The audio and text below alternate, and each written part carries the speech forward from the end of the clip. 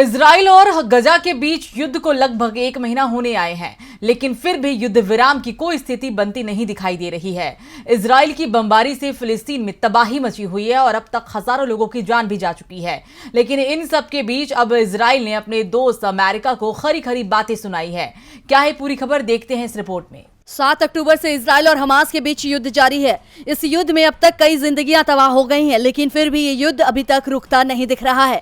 जहां एक तरफ अमेरिका इजराइल को अपना दोस्त बता रहा था, उसकी मदद के लिए हर संभव कोशिश कर रहा था। अमेरिकी राष्ट्रपति जो बाइडेन इजराइल जाकर बेंजामिन नेतन्याहू से मुलाकात कर चुके हैं, लेकिन अब इजराइल के पीएम नेतन्याहू ने अपने दोस्त अमेरिकी राष्ट्रपति जो बाइडेन पर निशाना साधा है और उसे याद दिलाते हुए बड़ा बयान दिया है। नेतन्याहू ने गजा पट्टी पर अपनी बमबारी को सही बताने के लिए अमेरिका को उसका पुराना इतिहास याद दिलाया है।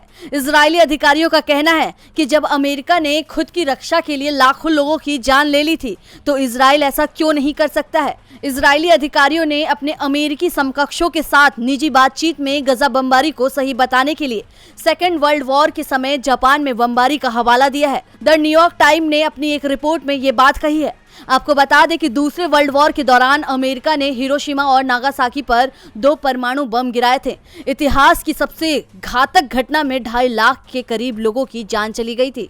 आपको ये भी बता दें कि इजरायली पीएम की ये टिप्पणी ऐसे समय में सामने आई है जब इजराइल ने गजा पट्टी के सबसे बड़े शरणार्थी शिविर जवालिया शरणार्थी शिविर पर बमबारी की, जिसमें कई लोगों की जान चली गई। 7 अक्टूबर को फिलिस्तीन आतंकवादी समूह हमास ने हवाई, समुद्र और जमीन से एक अभूतपूर्व हमला किया था, जिसे हॉलोकॉस्ट के बाद से इजराइल पर सबसे घातक हमला बताया गया। इजराइल ने विनाशकारी जवाबी कार्रवाई की, जिसमें अकेले गाजा में 8000 से अधिक लोगों की जान चली गई।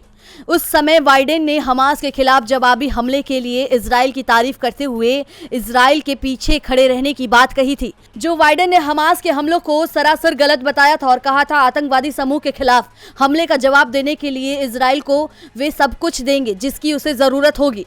मगर अब इजराइल और अमेरिका के बीच दरार पड़ गई है। डीवी लाइव की रिपोर्ट।